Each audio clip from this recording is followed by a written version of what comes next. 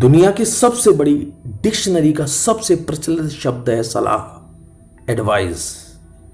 और इस दुनिया में अगर सबसे ज्यादा अपनत्व का काम करता है तो वो यही शब्द है। इस शब्द की इंटरनेशनल लेवल पर बहुत बड़ी फैन फॉलोइंग है। हर किसी की जिंदगी से जुड़ा हुआ है ये सलाह शब्द बहुत मार्मिक है। जब इस शब्द का इस्तेमाल होता है तो इसकी क्रिया का टेस्ट शहद से भी ज्यादा मीठा और जहर से भी ज्यादा कड़वा होता है। ये इतना मीठा होता है कभी कभी इंसान को डायबिटीज जैसी खतरनाक बीमारी भी देता है, जिसके फलस्वरूप द्वेष, अपमानित, क्रोध जैसी लाइलाज बीमारी का प्राय सामना करना पड़ता है।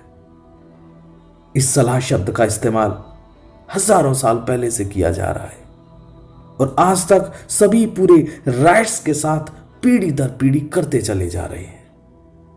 आज का इंसान तरक्की में इतना बिजी हो गया है, वो इंसानियत को ही भूल गया है। आज का इंसान मशीनीकरण में घुसता चला जा रहा है। आज उससे इंसानियत छूट रही है। वो भटक रहा है, परेशान है, वो इसका इलाज चाहता है, लेकिन वो बेबस है। आज का इंसान अपने आप को ठगा सा पाता है। वो सलाह देता है लेकिन उसके परिणाम घातक होते हैं।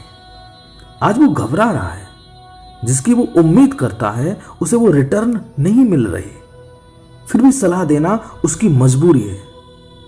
दोस्तों, आज की सलाह उस खूबसूरत खुशबूदार चंदन की तरह है जिसे घिसा तो जा रहा है मगर बिना पानी के। बिना पानी के चंदन का महत्व क्या? उसी तरह इस दुनिया को सलाह दी जा रही है। उस सलाह के साथ ही पानी की तरह किसी न किसी चीज की अवश्य जरूरत है। हमारा उस पर विचार करना अति आवश्यक है। इसके साथ सबसे बड़ी विडंबना यह है कि इस दुनिया को सलाह की आवश्यकता न के बराबर है, लेकिन उसे सलाह बेशुमार दी जा रही है। न स्नेह, न प्रेम, न श्रद्धा। आज की पीढ़ी और आने वाली पीढ़ी को सलाह देने के श्राप से बचाना हमारी पहली प्राथमिकता होनी चाहिए। सलाह क्या है?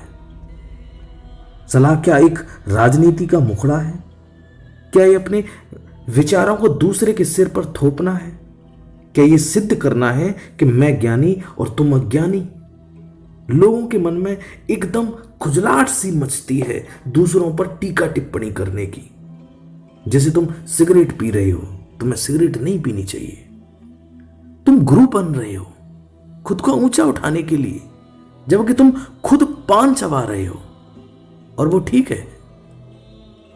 तुम ये भी जानती हो कि उस स्मोक करने वाले को भी पता है कि सिगरेट के पैकेट पर लिखा है सिगरेट पीना जहर है, इससे कैंसर भी हो सकता है। लेकिन तुम्हें उसे सलाह देनी है, तुम्हें उसे बार बार शर्मिंदा करना है और आपको गुरु बनना है। आप एक भी मौका नहीं छोड़ते सलाह देने का। सोचो, आपके पिता ने आपको सलाह दी, लेकिन आपने एक नहीं मानी, और वो भी सलाह आप अपने बच्चों को दे रहे हो, वो भी नहीं मानेंगे क्योंकि तुमने नहीं मानी थी। वे भी नहीं मानेंगे। कौन मानता है सलाह? क्यों सलाहें मानी नहीं जाती? सबसे बड़ा कारण है अहंकार। देने वाला अहंकार का मजा लेता है, लेने वाले के अहंकार को चोट लगती है। यह सलाह है, अहंकार है या खीज है, यहां दुर्भावना है या मजाक है, लेकिन नहीं है तो सिर्फ यहां प्रेम, स्नेह और श्रद्धा। जब घरों में बच्चे पैदा होते हैं तो तुम बड़े खुश होते हो, क्योंकि तुम्हें ये असहाय प्राणी मिल गए। अब इनको जैसा चाहो वैसा बनाओ, जहां चाहो भेजो, जो आज्ञा दो इन्हें मानना ही पड़ेगा। मनोवैज्ञानिक कहते हैं कि बच्चों के साथ सदियों से जो अत्याचार हुआ है उतना और किसी के साथ इस दुनिया में नहीं हुआ। गुलाम से गुलाम भी इतना गुलाम नहीं होता जितने बच्चे आपके गुलाम हो जाते हैं, क्योंकि वे असहाय हैं तुम पर, वे निर्भर हैं, जी नहीं सकते तुम्हारे बिना। एक छोटा सा बच्चा है, उसे दूध न मिले, सेवा न मिले, सुरक्षा न मिले, मर ही जाएगा वो तुम्हारे बिना। उसका जीवन दांव पर लगा है, वो करे तो क्या करे, वो बेचारा मजबूर है। तुम इस मौके का पूरा फायदा उठा लेते हो, पूरे से भी ज्यादा फायदा उठा लेते हो। हालांकि तुम कहते यही हो कि मुझे तुमसे स्नेह है, इसलिए ऐसा कर रहा हूं, लेकिन बहुत छानबीन करोगे, थोड़े सजग हो जाओगे तो पाओगे कि अहंकार का रस ले रहे हो, क्योंकि और तो कोई तुम्हारी सुनता नहीं। तुम्हारे बेटे को तो तुम्हारी सुननी पड़ेगी। इसलिए कोई बेटा अपने बाप को माफ नहीं कर पाता। जब आप बुजुर्ग हो जाओगे, असहाय हो जाओगे, कमजोर हो जाओगे, एक बच्चे जैसे हो जाओगे, तब मौका मिलेगा उसे अपना बदला लेने के लिए। फिर छोटी छोटी बातों में तुम दुत्कारे जाओगे, तुम्हारी फिर कोई नहीं सुनेगा। तुम्हें पुराना सामान समझकर किसी कोने में किसी चारपाई पर डाल दिया जाएगा। तुम तड़पोगे, कराओगे और बोलोगे, मैंने ऐसा क्या पाप किया, मैंने तुझे बड़ा किया, मैंने अपना जीवन तेरे ऊपर लगाया, न्योछावर किया, और तू मुझसे बदला ले रहा है। इस बात की अपने मन में जांच करना, तुमने अपने अहंकार में अपने बच्चे के मन को बड़ा उछाला होगा।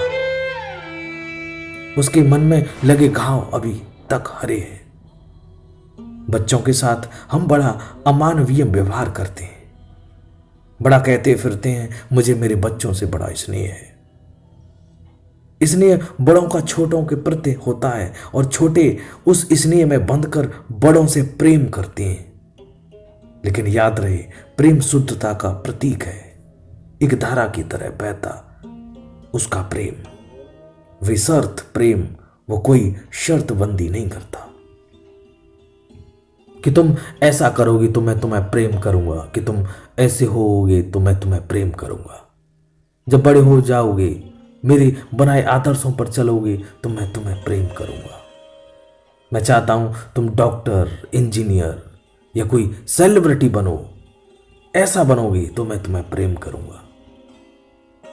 वो ऐसा कोई आग्रह नहीं रखता, वो कहता है, मैंने तुम्हें प्रेम दिया और तुमने मुझे अपनी किलकारियों से आनंदित किया, मुझको हल्का किया, जैसे बादल हल्के हो जाते हैं भूमि पर बरसकर। ऐसे तुम पर बरसकर मैं हल्का हुआ, मैं अनुग्रहित हूं। तुम्हें जो होना है तुम होना, मैं तुम्हें सहारा दूंगा जो तुम होना चाहो उसमें। मैं तुम्हें अपने नियमों में नहीं जकड़ूंगा। मैं कौन हूं?